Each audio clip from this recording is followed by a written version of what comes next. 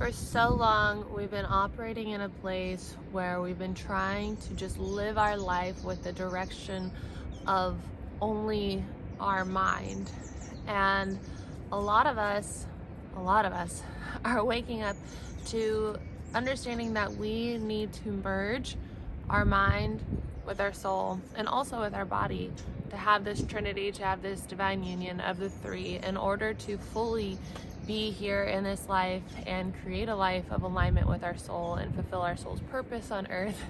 This is Arlo right here. We are in Portugal, in Lisbon, and I was going to take you guys to the beach with me because we're gonna go do a walk over there, but the winds and the waves winds are so strong, waves are so big that you probably couldn't hear me. You might have a hard time hearing me right now too. But I was just doing my meditation here in the van. I bought a van like a week ago, and so I'm still fixing it all up. The mirror fell yesterday when my brother was trying to fix things. The fridge I'm still trying to figure out how to hook up, and so he was sitting on the couch and he's just like this giant dude and knocked off the mirror, but it's all good. So we'll do some van work today and some enjoying of the last day in Lisbon together as a group before everybody kind of takes off to wherever they're going. My brother is going to the islands off Portugal and some people are going home. And I'm gonna do van life in Portugal on my way back up to France. And so then I'll be in France in about 2 weeks, I think, and I'll do some work on the van for 2 weeks and chat with you guys and read and teach and learn and all the things and just do human life. And then my mom gets here in a month in France, and so that'll be good too. So what I've been observing, what life has given me as an opportunity to learn from in the past week or so to really see is just how Ireland, don't paw me, like, stop. How the masculine, which I have been associating with the mind, it kind of talks about that like it's just like the Russian translation to English really in the book Transurfing, but then through meditation and everything I've been seeing how no, that really is true. Like the masculine energy is very similar to the mind and the feminine energy is really similar to the soul. And so the masculine will choose and lead and plan and do all those things. The feminine energy will be and create and know and have that wisdom. And what I've been seeing in the past week or so, just as manifestations to really learn from, is that so often, like in masculine feminine dynamics, the masculine will not even realize that it's not listening to the feminine. Like it's not even like, not intentionally. Again, like when I was witnessing this, it was like, it just happens automatically. It's like the feminine will like say something or like provide guidance, and then the masculine's like, you never said that. I never heard you say that. And I was like, wow, like this is like in human form, this is what I'm seeing, but this happens in the mind too. Like we this little reflection, we so often will just like, we'll hear that wisdom within ourselves, but we won't really be listening. We won't really be taking it into account as so valuable, as equal to our mind's ability to make the plan and choose and do all that. The soul cannot choose. The soul does not have the free will in this life, in this human experience. It's the mind that does. And so that's why we need to have them come together and to create from that place. And so when we think about dreaming, right? What happens when we're dreaming? What's going on in that world while we're dreaming? Well, like from a quantum perspective, there are infinite possibilities of reality, right? And so when we're sleeping, it's been thought that the soul has free reign to go flying through the infinite possibilities, the infinite timelines and realities. Like it's so quick that like even like when we remember dreams, so when we remember dreams, our mind starts to wake up a little bit, like it starts to become aware of what's happening in that realm. And so then in smaller doses compared to awake life, right? it is able to use the free will to kind of choose and dictate based off of what the mind and the subconscious would normally choose.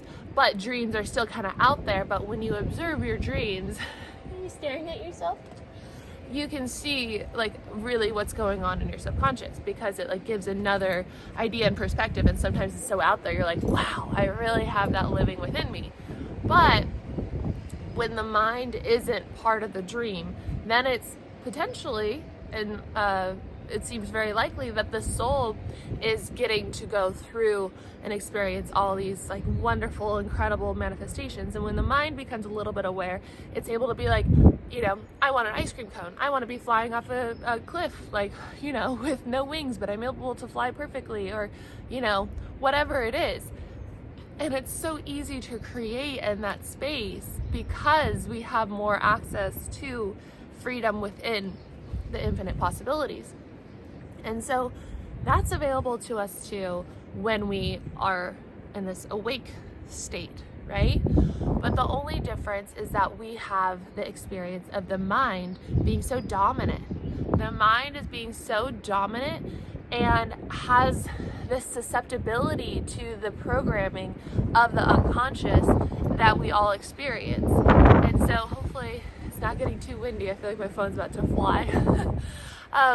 There were extreme weather things on the weather app last night, like life-threatening, extraordinary. It used like some interesting word for a weather app I had never seen. But yeah, so we went to go look at the waves. They were supposed to be 45 feet, but they weren't here where we are. So either way, it's some kind of big storm going on.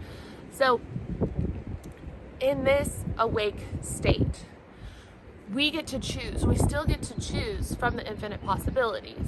And creating a life of fulfillment will mean choosing from the infinite possibilities with our free will from a place of alignment with our soul. And people are often saying like, well, a lot of people don't know what their soul wants. Yeah, that's true. But that doesn't mean you can't say, I choose what my soul wants, or I choose this if it's for my highest good. Highest good would mean in alignment with your soul. Or you can say, if it's what my soul wants, I choose this specific thing, or I choose whatever my soul wants, and I allow it to be even better than I could have ever imagined, right? And so then instead of it happening just like that, usually, most often, in this awake state, it takes some time, because we have to sift through that unconscious. We have to experience our progression on the way to that thing, because that's just kind of how life is here on earth. But the more you're able to become aware of what's real and what's not real, the quicker you are to get to that chosen reality. So you're quicker to get to that chosen reality. So say if you were in this awake state and you had absolutely no limiting beliefs, you had absolutely no doubt in the truth of who you are, this infinite being, this one consciousness, this whatever, you know, however you identify that, this God self that you are, then if you had zero, what is the word? Not constriction. What is the word? Zero resistance. If you had zero resistance to what you choose, then, and you were all clear of all your patterns and everything living within your subconscious, then you could probably instantly create and dance through life like a lucid dream. Hi, baby. Hi. And so, but that's often just not the case, and that's okay too, because our soul wanted to come here and to learn and to experience and to grow and to feel the contrast and to move through the resistance and to see the truth and to remember the truth of who you are, and then from there to create a life of alignment and get everything that you want, you as in your soul. When you get what you want, your soul, then you're living in alignment with our God self, right? And we're bringing this light, this sit,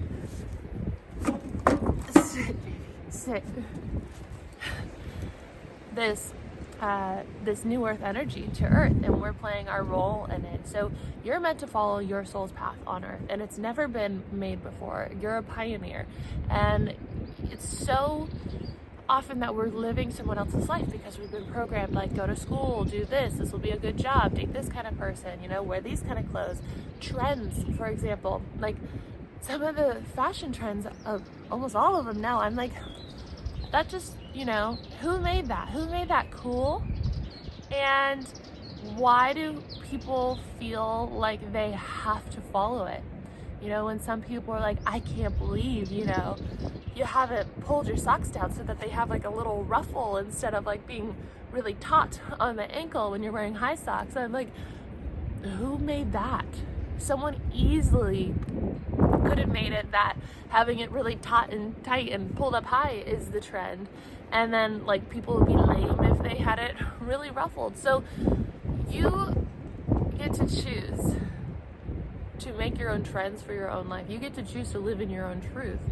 If you don't choose that, then you're going to be living by someone else's standards.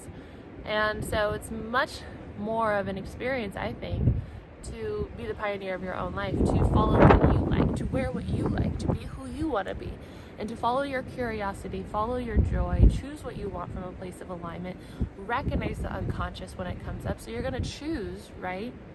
The difference of being in a dream and it happening instantly is that the unconscious will come up, and the unconscious can look like all these either conversations, words being said, situations being created where it brings up the things that would be holding you back from getting to that chosen reality. So say you choose like a really abundant career, you're going to have situations and feelings and things come up that might make you feel the lack that still kind of resides within you. And so you get to see that right up close and personal and say, wait, you're not real.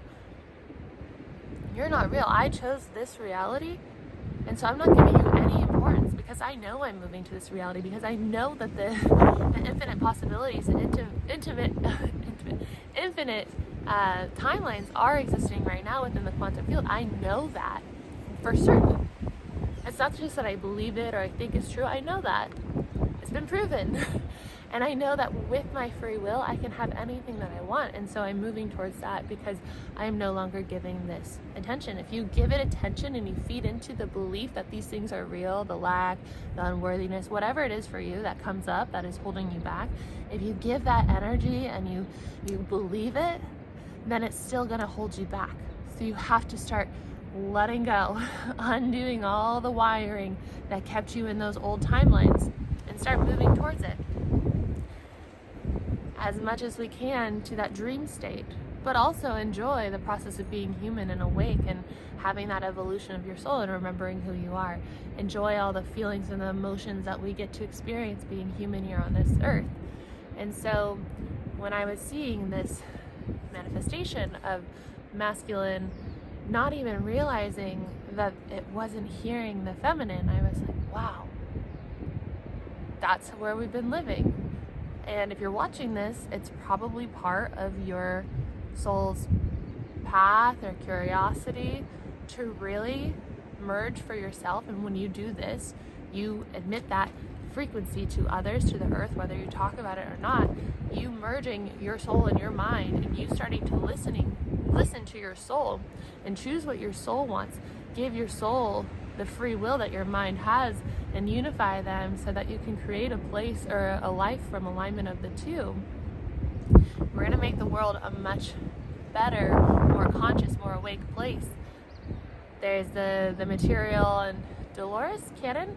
I haven't read it yet. I have all her stuff saved now in my Kindle, but she's done this hypnosis thing, and through all these people going through her hypnosis, it was like they were all saying that their life purpose was to come here to earth to like help this evolution in some way, to this shift in consciousness to this new earth. And so I think a lot of us here right now, if you're watching this, probably you, are part of that, and we get to assist in that. And what a wonderful time to be here on earth. There's so much going on, so much to experience. If you weren't here on earth in this, what are you looking at? Just sit. Sit. If you weren't here on earth and you were just the truth of who you are, you would just be this light, this beautiful, beautiful light, this unconditional love, this wonderfulness, but you wouldn't have the contrast to experience yourself, to remember yourself. And my favorite example of this that I've talked about before was in the, oh, you're so cute, was in the book Existential Kink. And the example is a light projecting onto the screen. You're at the movie theater, lights projecting onto the screen. If there was no shadows, if there was no contrast going on, you would just see light. But the shadow and the contrast, it allows the light to be moving, to be a movie, to experience the light in the contrast, in the shadows. And so allow yourself to embrace it all, and to just remember that you are that light experiencing itself. And so that nothing else is really real, but you chose to be here during this time to assist in it, to be with it, to, you know, to all the things. So Arlo, we're about to go to the beach. He knows. So we're gonna check out the waves, feel the wind, maybe the coffee, and just really enjoy this last day before it's time to take off on the road and like really do land life. Where are you? There you are. All right. I will see you in tomorrow's video. Thank you all for being here. If you like this one, please give me a the video, a thumbs up. Subscribe if you're new here. Leave a comment if you had an experience with this and you want to share below. And I will see you tomorrow. Bye.